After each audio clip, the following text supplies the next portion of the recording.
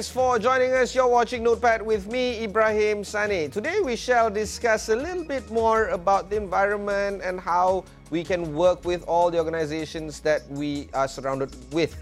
One of them is actually the UN Habitat, or the United Nations Program for Human Settlements. This is a program that the United Nations is working towards sustainable human settlements and a better urban future. Now, its mission is to promote socially and environmentally sustainable human settlement development and to achieve adequate shelter for everyone.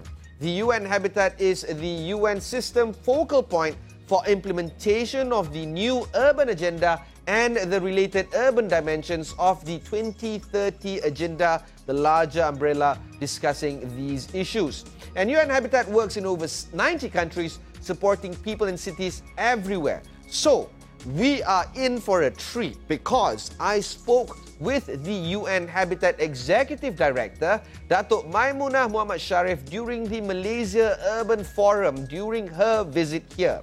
The ED, or the Dato Maimunah, participated in the Malaysia Urban Forum, or MUF. The National Urban Forums are multi-stakeholder platforms aimed at supporting sustainable urban development processes and policy debates at the country level. Here's my discussion with Dato Maimunah. Yeah, I think not only in Asia, this is the aspect of urbanization. I think every cities in the global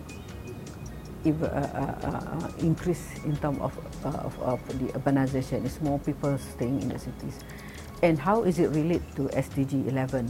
I think it's, for example, like in Malaysia or in Asia Pacific.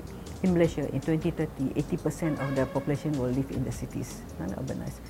I think first thing is that we should understand when we talk about sustainable development, we talk about urbanization, is the status of that country in terms of development.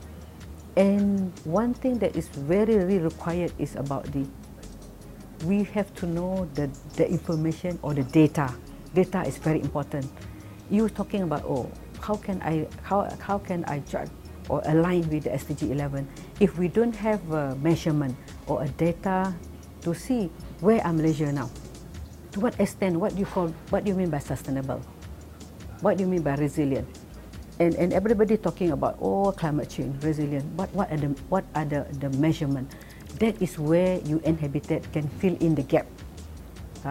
In the UN language, you said that we are doing the normative part, meaning that giving the help to the countries.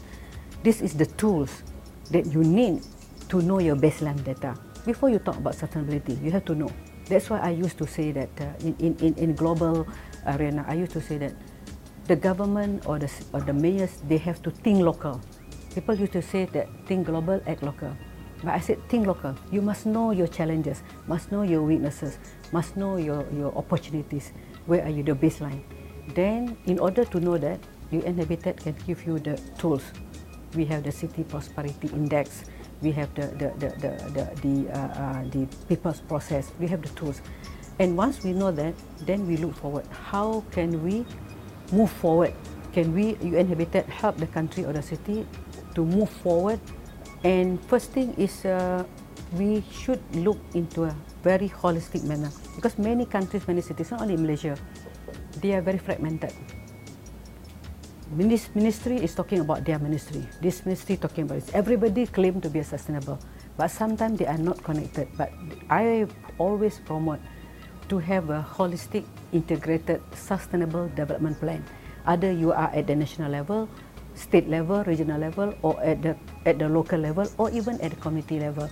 You must have a vertical integration and also horizontal integration. If you don't have that, it will be quite difficult to achieve, and maybe is nearing to achieve the sustainable development goal. But surely you're looking at uniformity across various countries that have various measurement of what, say, for instance, sustainability means to them. And this is countries that includes, modern countries from Japan to maybe Shanghai, all the way to, I don't know, Nepal or some cities in South Asia. How do you find that baseline that kind of fits everyone to say that to have that index that is meaningful for everyone despite their economic status? We have this tool, we call it City Prosperity Index, and which is already in 505 cities around the world that are using it. And I personally been to Mexico. They implemented the City Prosperity Index developed by the UN Habitat, and this been recognized globally. And 305 cities in Mexico, they already use this. And I went there during the Mayor's Forum, and I asked personally, do you think that this tool is important or help you in making an informed decision or making an informed data and statistic for you to formulate your guideline or your policy or development plan in your cities? The answer is yes. Because before this, they said that when there are problems, they tackle that problem, they do a brainstorming, they come up with a guideline. Sometimes this guideline, when another problem crops up, then they blew that guideline. Sometimes this guideline A and guideline B is conflict with each other because it's developed by the different ministries. So when this city prosperity is holistic, it can be used by the country. That's what I proposed to the Malaysian government when I met the ministers, and they would like us to submit the proposal for them to do the country City Prosperity Index, the whole country, and I can also do for the cities. So we are helping Malaysian government to do that, and we would like to start in Malaysia. We already started in Penang. First thing, because my hometown, I already had the MOU with Penang government to do to use this City Prosperity Index to see what are the status of Penang State. Penang also, oh, we are very sustainable. Are you sure? What are the data to show proof that you are sustainable? And this methodology is already recognized worldwide. Okay, we'll touch on the Penang story in a bit. Just still want to focus on the urbanization of Asia Pacific region. The conversation right now is that sometimes cities become way too big even for the countries themselves. I'm talking cities like Shanghai, Tokyo, Singapore, which is a city-state given, Jakarta. These cities, when they consume resources and when they support a lot of population, they tend to come at a cost, both economic and non-economic costs, to the people around them, to the cities or the smaller villages around them. How do you manage that kind of requirements to grow a country through urbanization of the cities without the expense of the rural areas surrounding it? Yeah. To me, urbanization, if it's plan-led development, is an opportunity for the cities, for the country. Must be plan-led, the development. And to me, urbanization is, people used to say that urbanization is negative. We can make it positive, and what you can do is that the city growth may be in terms of area or in terms of density. Yeah, and when we talk about the economies of scale, when we talk about the allocation of resources, let's say that, for example, a city, when it's city sprawl, sometimes the city sprawl twice than the population growth, meaning that the sprawling is very low density, and you have to incur costs to connect them, infrastructure costs. That is also in terms of allocation and linked to the carbon emission. So what to me is that I think from all over the global that I traveled last year for the past 1 year, many countries are rethinking, coming up into the element of compact city, where people live, people work, and people play in the area. I think that's the reason why now you can see that even in Malaysia and other cities of the world, they are looking into the regeneration, urban renewal of the city, because all this while they are already sprawling outside. Even when I went to Bahrain, they sprawl all the way down, and then the city is hollow in the city. So now they pause. I say, look, sprawling is not good. It's cost in terms of the carbon emission, it costs a lot of infrastructure, and then productivity, reduce people traffic jam coming back.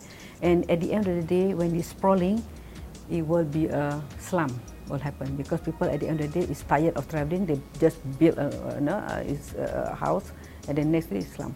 So I think now is the phenomenon coming in, and people are thinking about transport-oriented development, compact city, and also vertical city. It's not anymore horizontal city. So these are the new thinking, and we are grabbing, and we would like to, and we believe in it, and we would like to share with the countries that look, even China now come to UN Habitat, because when they open up the economy, they just develop, and now they put a break and say, look, what happened to our countries? Even when we want their green city, the eco city, we have to wear masks to go to the eco city. This is not eco city. Eco city should be fresh air. So they put a break and said, look, can you help us? When during the World Cities Day, we did it in Shanghai, they were countries, can you Habitat?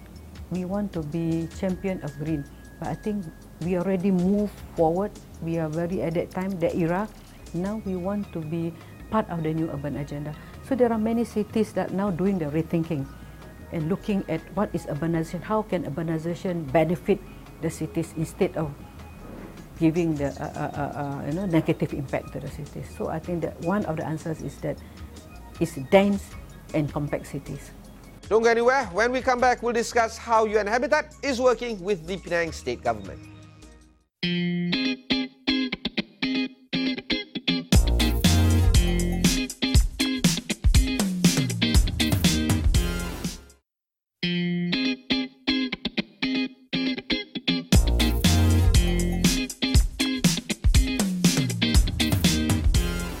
Thanks for staying on. This is an interesting interview where we speak with the Executive Director of UN Habitat, Dato Maimunah. And in my conversation with her, I asked a little bit about UN Habitat and the Penang State Government and how they want to make such projects that can be linked and to be provided as an example for the national priorities for the federal government of the country. Take a look at our discussion. Yeah, this started as I'm from Penang, and then I work from as a planner up to the mayors, and then this experience gave me a lot of advantage when I go to as an ED of UN Habitat, and from there I exposed to the global.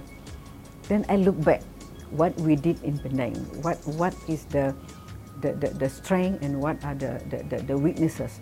So I had the discussion with the Chief Minister of Penang, the present Chief Minister will be Chow Kon Yeow. I said that will be because I realized that I follow their Twitter and all that. They launched the Penang 2030. Then I said that, what is this Penang 2020? Yeah, they are implementing the new urban agenda, and I am from Penang. So I said, let's us work together, and then we signed the MOU with Penang government last year, and we are now the global partner to work together, to partner, not to partner with the local and through also the Think City to help them to really look at the strategy they are doing Penang 2030 and how we can implement the new urban agenda to achieve the SDG in Penang, and we would like to showcase Penang as an example, and this was our first project. And at the same time, we are also looking into the urban regeneration that I'm very passionate of heritage, because I involved that many cities when I travel, they also experience the same experience that Penang experienced. That, like for example, like we celebrate for the listing of the new the World Heritage Site for Penang. After 1 year, we were in danger list. What is this? Because we have no capacity to prepare at that time the conservation management plan. I remember I went to Seville and fight back to say that don't put us into the endangered list, release us from that. We are willing to do this. So at that time, I was looking for help, and we did ourselves internally. So now I have the expertise because I realized that UN Habitat is the center of expertise. You know, I have a lot of many officers who are 20 years, 15 years experience in UN Habitat, and they are professor, they are PhD. Only me, I have a master. The rest of even my staff have a PhD. So meaning that they're center of excellence and expertise in UN Habitat. Why not I help the Penang government and partners together and export the capacity, the ideas, the lesson learned, and also at the same time not only helping them but also doing the capacity building with the Penang government, the officers, and also the local authority. For the average individual, what do they stand to gain when we talk about Sustainable Development 2030 Penang, or the collaboration that UN Habitat has with the Penang State Government and Think City, those kind of stuff? As a regular Penangite, for instance, what can they see, experience, and feel? Yeah, I hope that when they prepare the 2030, Penang 2020, they include all this aspect of inclusivity, include the aspect of resilience, include the aspect of safe city, and I also wish we are not only doing the plan, and we also want to help them to implement the plan. Because as I always mention that every country, every city, they are very proud that I have strategic plan. I have the national plan. But what happened on the ground is not the same as what is in the plan. So we would like to see that this plan is implementable, they have the timeline, they have the roadmap, and also the process of doing that is the community engagement. And the community can be the policing to see that whether that's what we said, we will do it on the ground. And we talk about mobility, we will talk about affordable housing, and do they feel the benefit, as you said. So we would like to go together, to join them to the journey from the preparation, not only preparation and give it to them, and also will walk with them in terms of the implementation. That is the ingredient in the MOU together with Penang State. That was a little bit of a conversation into how we will see the relationship between state government and federal government. When we come back, we'll discuss a little bit more about how people like you and me can help into achieving all these lofty ideals. Don't go anywhere.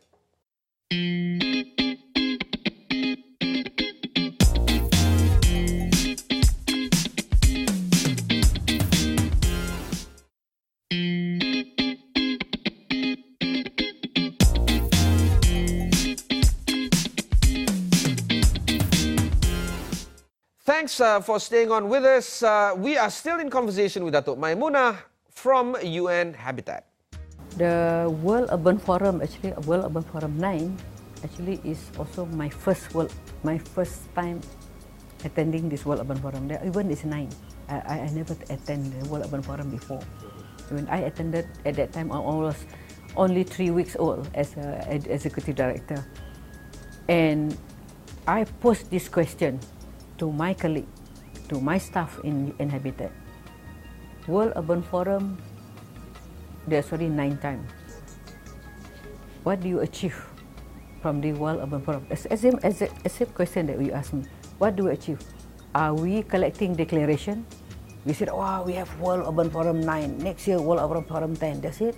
But I said, since I involved in World Urban Forum 9 implementation, but I'm also involved at that time. I was in the steering committee on the Malaysia part when I was a mayor.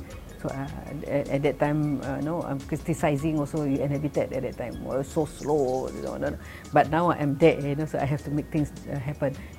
And we came up with the Kuala Lumpur Declaration. Yeah, I asked my colleagues, what happened to Kuala Lumpur Declaration?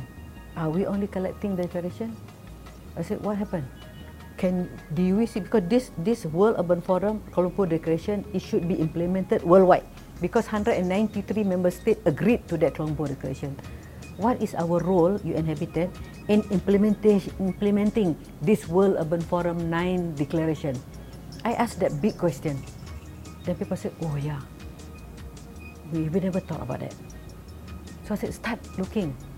So now we are looking into the World Urban Forum 9. Every time that I visited the countries, I said that I asked the country office, because we have 4 regional office. I asked the country office, what project or what work that you do for this, so that they came with the report. So I would like to see that when we talk about World Urban Forum, we discuss with many teams, and they must be implemented regionally all across our present, and also to be implemented by our other UN agencies, and at the same time also implemented by the private sector. That's the reason why the WOF 10 will be in Abu Dhabi, and I invite all the other UN agencies to take part, to align with the SG's reform, saying about the Secretary General reform, about that one UN. Let us portray that we are really one team, one UN, and see how UN can give an impact when you talk about development and sustainability. So that is also, we are doing it now. And on the, this is what the World, the National Urban Forum for Malaysia, actually the first one. You said 7, Nathan? Yeah, I got here 7, but it's okay. It's the first one, actually. The first one. Before that, they link it together with EROF. But this is the first National Urban Forum. And it's also from the World Urban Forum 9. And they want to showcase what are the things that they already done after this 1 year. And because next year will be in Abu Dhabi. And they talk also about the Women Assembly, the Business Assembly, Youth Assembly, and the topic is about dynamic cities and governance. And they showcase, and they had also a few, I think, site visit. So at least Malaysia, I told Urbanist, you have to showcase, because it's in Malaysia, the implementation, the outcomes of the World Urban Forum and Kuala Lumpur Declaration. Otherwise, we're only spending money, $9 million and for nothing. So this, I am building up the tools, and also to look at the implementation of the, one is World Urban Forum, and now building up the SOP, and it will be shared to across the global, and together with the Ministry of our focal point, to ask them for the next World Urban Forum 9, Forum 10 in Abu Dhabi, each region must bring up what is the result of World Urban Forum 9 from Kuala Lumpur. What did you do? What is the benefit of having this World Urban Forum? So I will get that in Abu Dhabi, and I hope that you can come to Abu Dhabi in February, 8 to 13th of February in Abu Dhabi next year. And we'll see. I'm not sure. I have no data now, but I want to see what is the result of the 9 World Urban Forum. Thanks very much for staying on with us. If you want to watch interviews such as this, just head on to astroawani.com/notepad and find all the kind of offerings that we have there. That's it from me for today. Thank you very much for watching, and goodbye.